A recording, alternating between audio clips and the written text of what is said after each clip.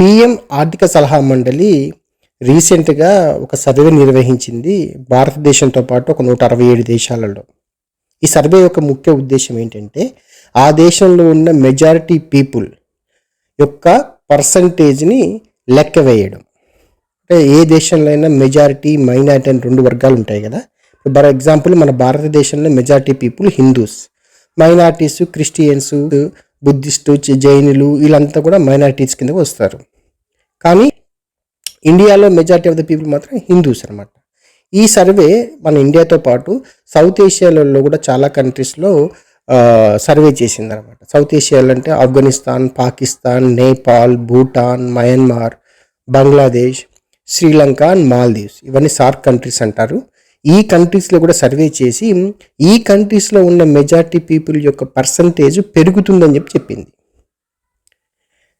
ఇండియాలో ఉన్నటువంటి majority people Hindus యొక్క పాపులేషన్ తగ్గుతుంది, కానీ మన సౌత్ ఈస్ట్ ఏషియాలో ఉన్న దేశాల్లో ఉన్నటువంటి దేశాల్లో వాళ్ళ మెజారిటీ ఆఫ్ ద పీపుల్ యొక్క పర్సంటేజ్ పెరుగుతూ వస్తుందని చెప్పేసి ఈ స్టడీ చెప్తుంది. ఈ స్టడీ ఒక భారతదేశం కాదు, సౌత్ ఈస్ట్ కాదు, నేను చెప్పినట్టు 167 కంట్రీస్లో కూడా సర్వే చేసి ఆ దేశాలలో కూడా మెజారిటీ ఆఫ్ ద పీపుల్ యొక్క పర్సంటేజ్ తగ్గుతుందని చెప్పింది. ఇండియాలో majority of the people percentage తగ్గుతుంది, కానీ మన నైబర్ దేశాలు ఫర్ ఎగ్జాంపుల్ పాకిస్తాన్, బంగ్లాదేశ్, ఆఫ్ఘనిస్తాన్, ఈ దేశాల్లో మాత్రం అక్కడ మెజారిటీ పీపుల్ యొక్క పర్సంటేజ్ మాత్రం పెరుగుతూ వస్తుంది.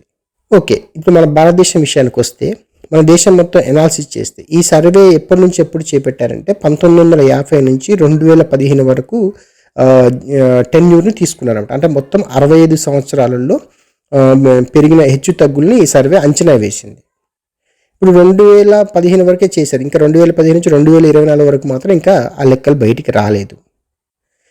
1950 నుంచి 2015 వరకు జరిగిన 65 సంవత్సరాల్లో భారతదేశంలో 7.8% హిందూ పాపులేషన్ పర్సెంటేజ్ తగ్గిపోయింది. అదే మైనారిటీ చూసుకుంటే ముస్లిమ్స్, క్రిస్టియన్స్, బుద్ధిస్టులు కానీ సిక్కులు కానీ వాళ్ళ పర్సంటేజ్ పెరిగింది. మీరు అడగచ్చు, ఇక్కడ ఇండియా పాపులేషన్ పెరుగుతుంది కదా, మనం 140 కోట్ల జనాభా ఉన్నాము, మరి పర్సంటేజ్ ఎలా తగ్గుతుందని మీకు అనుమానం రావచ్చు.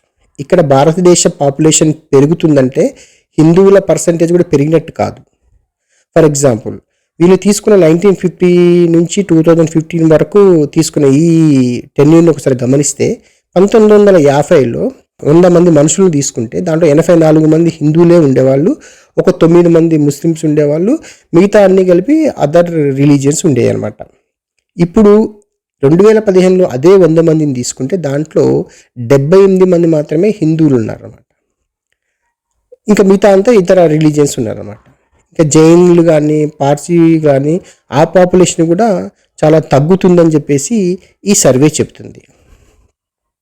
ఇక ముస్లిమ్స్ విషయానికి వస్తే భారతదేశంలో 1950 నుంచి తీసుకుంటే సేమ్ ఒక 100 మంది మనుషులను తీసుకుంటే దాంట్లో 1950లో 9 మంది ముస్లిమ్స్ ఉంటే ఇప్పుడు వాళ్ళు 14 మంది అయ్యారని చెప్పి సర్వే చెప్తుంది.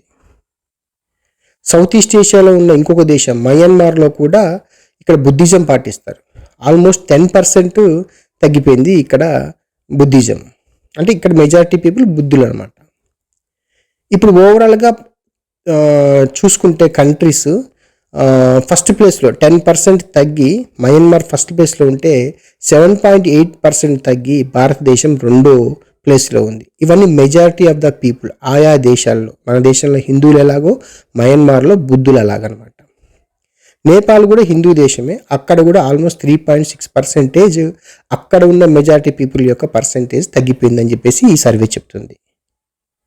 ఇక బంగ్లాదేశ్ చూసుకుంటే బంగ్లాదేశ్లో అక్కడ 8.5%, మళ్ళీ పాకిస్తాన్లో 3.75%, తర్వాత ఆఫ్ఘనిస్తాన్ ఇక్కడ 0.29% మెజారిటీ ఆఫ్ పాపులేషన్ యొక్క పర్సంటేజ్ పెరిగిందని చెప్పి ఈ సర్వే వెల్లడించింది.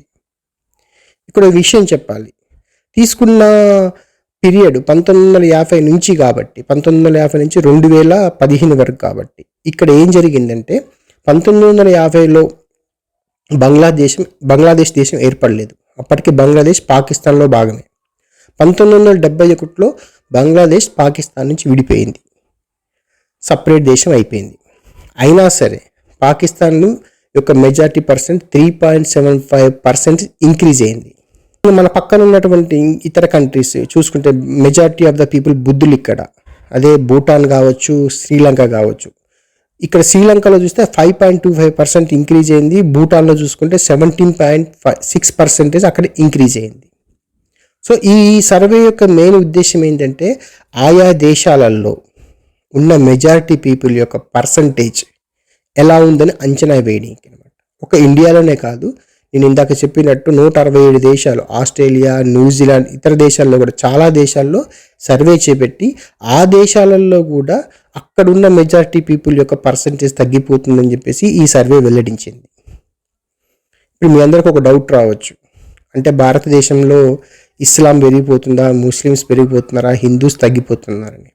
ఈ నెంబర్స్ ప్రకారం చూస్తే నిజంగానే ముస్లిమ్స్ పెరుగుతున్నారు, హిందువులు తగ్గుతున్నారు. కానీ ఈ సర్వే ఉద్దేశము ఇక్కడ హిందువులని ముస్లింని డివైడ్ చేసి చూపించడం కోసం కాదు.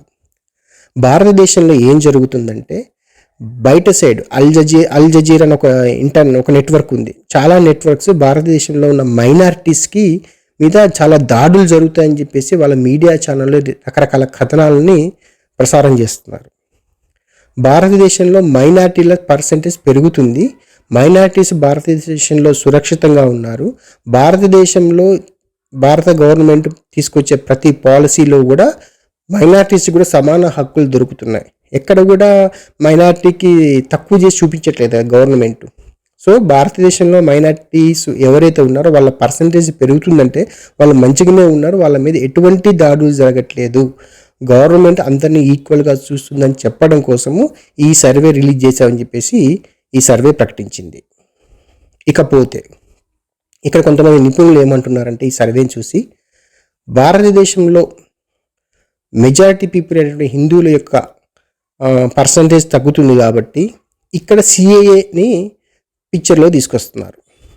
మీ అందరికీ తెలుసు, భారత ప్రభుత్వం రీసెంట్గా సిఏఏని ఇంప్లిమెంట్ చేసింది.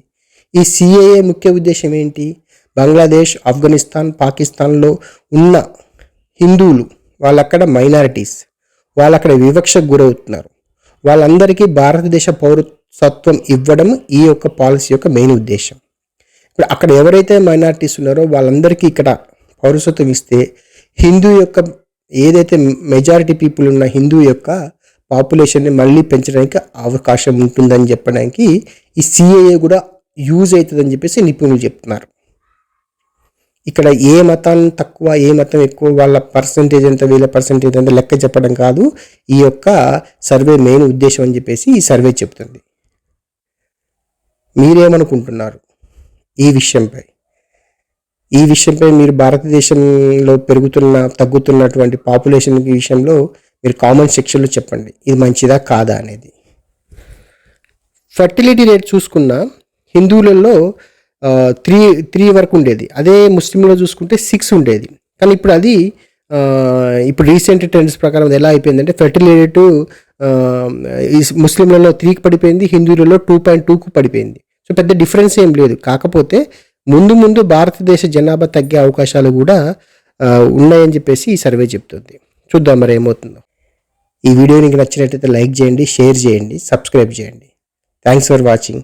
జై హింద్, జై భారత్.